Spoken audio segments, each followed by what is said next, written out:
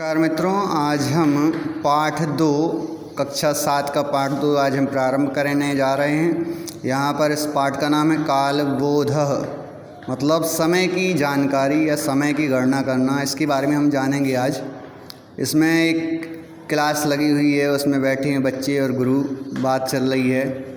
शिष्यः महोदयः रात्रि दिवसयो विभाजनम कथम भवति। कह रहे हैं रात्रि और दिन में विभाजन करने कैसे किया जा सकता है, अपन इसके बारे में बंटवारा कैसे किया जा सकता है, इसके बारे में हम जानेंगे।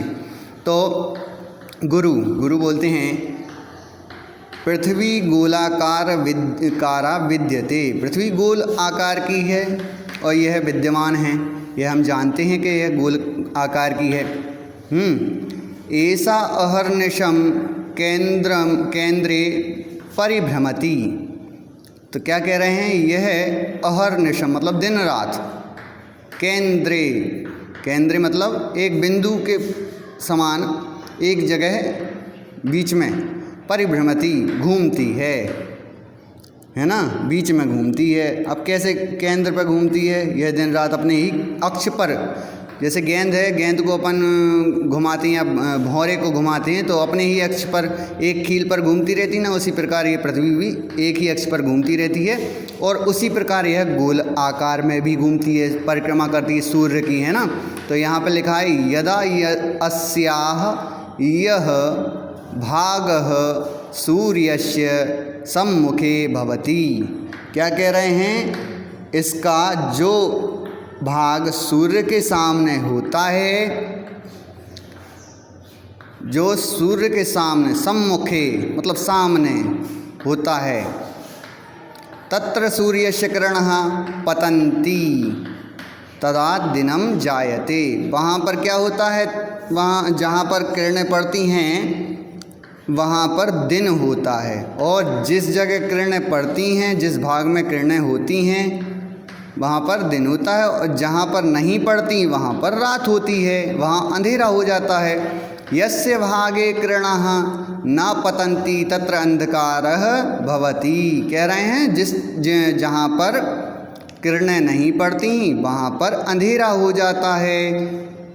रात भवति के बाद क्या कहते हैं, रात्रिश्च जायते, वहाँ रात हो जाती है, अंधेरा हो जाता है। फिर क्या कह रहे हैं, सूर्य प्रातः पूर्वश्याम दिशि उदेति। सूर्य सुबह है ना, प्रातः मतलब प्रातः सवेरे के टाइम पे समय, पूर्वश्याम पूर्व दिशा में, उदित होता है। फिर कह रहे हैं, क्या कह रहे हैं, सायंच पश्चिम दिशि अस्तम गच्छति। और शाम को पश्चिम दिशा में अस्त हो जाता है या डूब जाता है ना। अस्तम गच्छति, अस्त हो जाता है। और फिर क्या कह रहे हैं, एवं सूर्यस्य उदयांतरम दिनस्य अस्तांतरम च रात्रैः ज्ञानम भवति। क्या कह रहे हैं, इस प्रकार सूर्य उदय होने पर दिन और अस्त होने पर रात्रि का ज्ञान हो जाता है। फिर आगे कहते हैं दिवा निशानुसार, दिवा और निशा के अनुसार मेव जनाः विविधा क्रियाः संपादयन्ति। दिन व रात के अनुसार लोग कई कार्य संपन्न करते हैं और इसी प्रकार हमारे काम भी चलते हैं। अपन दिन में काम करते हैं और रात्रि में शयन करते हैं, है ना। आगे क्या कहते हैं, शिष्य पूछता है, शिष्य से वार्तालाप चल रही है। सप्ताहे कति दिनानि भवन्ति, सप्ताह में कितने दिन होते हैं, इसके बारे में आप हमें बताइए। तब गुरु बोलते हैं, गुरु सप्ताहे सप्त दिनानि भवन्ति, सप्ताह में 7 दिन होते हैं। तेषाम नामानि तु, उनके नाम इस प्रकार हैं, यहाँ पर दिए गए हैं। रविवासरः रविवार, सोमवासरः सोमवार, मंगलवासरः मंगलवार, बुधवासरः बुधवार, गुरुवासरः गुरुवार, शुक्रवासरः शुक्रवार, शनिवासरः शनिवार चेति।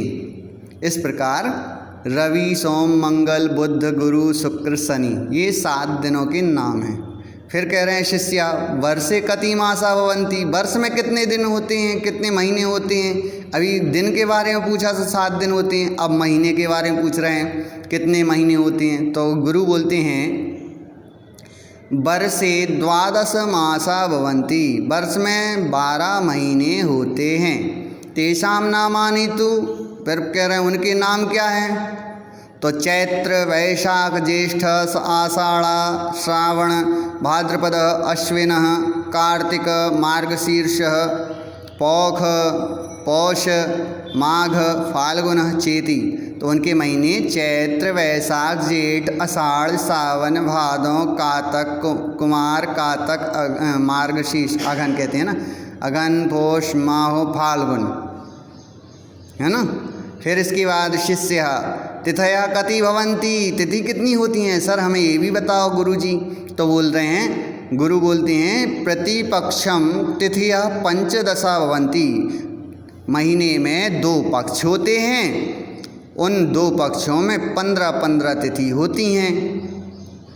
तो यथा इस प्रकार जैसे कि प्रतिपदा द्वितीया तृतीया चतुर्थी पंचमी षष्ठी सप्तमी अष्टमी नवमी दशमी एकादशी द्वादशी त्रयोदशी चतुर्दशी पूर्णिमा और अमावस्या। तो क्या कह रहे हैं कि प्रतिपदा से लेकर पूर्णिमा शुक्ल पक्ष में और प्रतिपदा से लेकर अमावस्या कृष्ण पक्ष में 2 पक्ष होते हैं। तो क्या कह रहे हैं मासे 2 पक्षो भवतः शुक्ल पक्ष कृष्ण पक्ष चेति। महीने में 2 पक्ष होते हैं, शुक्ल पक्ष और कृष्ण पक्ष। शुक्ल पक्षे पूर्णिमा कृष्ण पक्षे अमावस्या भवति, शुक्ल पक्ष में पूर्णिमा और कृष्ण पक्ष में अमावस्या होती है। शुक्ल पक्षे चंद्रः क्रमशः वर्धते, शुक्ल पक्ष में चंद्रमा बढ़ता है, क्रमशः धीरे धीरे बढ़ता है। और पूर्णिमा सह पूर्णताम प्राप्नोति, पूर्णिमा के दिन वह पूरा गोल बन जाता है, गोल अपन को दिखाई देता है, प्राप्त होता है। सह पंचदशा भी कला भी पूर्ण भवति, वह 15 15 के बाद 15 तिथियों में इसी प्रकार वह बढ़ता है और घटता है। शुक्ल पक्ष में वह बढ़ता है और धीरे धीरे अपनी पूर्णता को प्राप्त हो जाता है और पूर्णिमा को वह पूरा होता है और वह 15 कलाओं से पूर्ण होता है। पंचदश मतलब 15 कलाओं से पूर्ण होता है। फिर कृष्ण पक्षे च क्रमशः क्षयं प्राप्नोति, अब जैसे बड़ा है प्रतिपदा से लेकर पूर्णिमा तक, वैसे ही प्रतिपदा से लेकर अमावस्या तक यह क्षय मतलब धीरे धीरे घटता है गोल से, फिर धीरे धीरे धीरे धीरे गायब हो जाएगा। तो अमावस्या को ये उगता नहीं है। प्रतिदिनम तस्य एका कला क्षयति, उसकी एक एक कला क्षय हो जाती है और अमावस्या या सह पूर्ण रूपेण लुप्तः भवति, पूरी तरह से गायब हो जाता है। अब कह रहे हैं शिष्य वर्षे कति ऋतवः भवन्ति, तो वर्ष में कितनी तिथियां ऋतुआं होती हैं। तो वर्ष में कितनी ऋतुएं होती हैं भैया बताओ आप। तो यहाँ पर हैं वर्ष में 6 ऋतुआं होती हैं। कौन कौन सी होती हैं। तो ग्रीष्म आषाढ़ ग्रीष्म श्रावण भाद्रपद है ना, शरद मार्गशीर्ष। तो यहाँ पे बता रहे हैं चैत्र वैशाखयो वसंत, चैत्र वैशाख में वसंत ऋतु, ज्येष्ठ आषाढ़यो ग्रीष्म, ज्येष्ठ और आषाढ़ के महीने में ग्रीष्म ऋतु, और श्रावण भाद्रपदयो, श्रावण और भादों के महीने में वर्षा ऋतु। फिर आश्विन कार्तिकयो, आश्विन मतलब आश्विन और कार्तिक के महीने में कौन सी, शरद ऋतु। मार्गशीर्ष पौखयो, तो मार्गशीर्ष और पौख के महीने में हेमंत ऋतु, पौष के महीने में हेमंत ऋतु। माघ फाल्गुनयो, माघ और फाल्गुन में शिशिर ऋतु। एवं 6 ऋतवः भवन्ति, तो ये 6 प्रकार की ऋतुएं होती हैं। एकादशतः विंशतिपर्यन्तं संख्यायां गणयः। तो क्या कह रहे हैं यहाँ पर, शिष्य एकादश मतलब 11 से विंशति पर्यंतम 20 तक की गिनती लिखो। 1 से 20 तक की गिनती लिखो। अब यहाँ पे 1 से 20 तक की गिनती क्यों लिखो ये भी पूछ रहे हैं। तो अपन देखेंगे 1 से 20 तक की गिनती क्यों लिखो। आम हमें लिखना आना चाहिए संस्कृत में। तो शिष्य बोल रहे हैं आम, हाँ। एकादश, द्वादश, त्रयोदश, चतुर्दश, पंचदश, षोडश, सप्तदश, अष्टादश, नवदश और विंशति। इस प्रकार से 11, 12, 13, 14, 15, 16, 17, 18, 19 और 20 ये गिनती हो गई 20 तक की गिनती। फिर कह रहे हैं गुरु साधु वत्स, बहुत अच्छे, तुम बहुत ही अच्छे ज्ञानी बच्चे हो। इसके बारे में अपन ने जान लिया है। सम्यक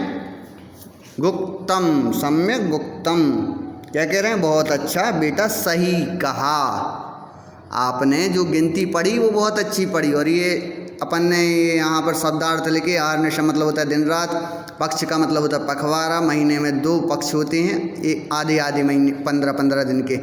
फिर क्षयम मतलब होता है नाश, हानि या फिर लुप्त हो जाना।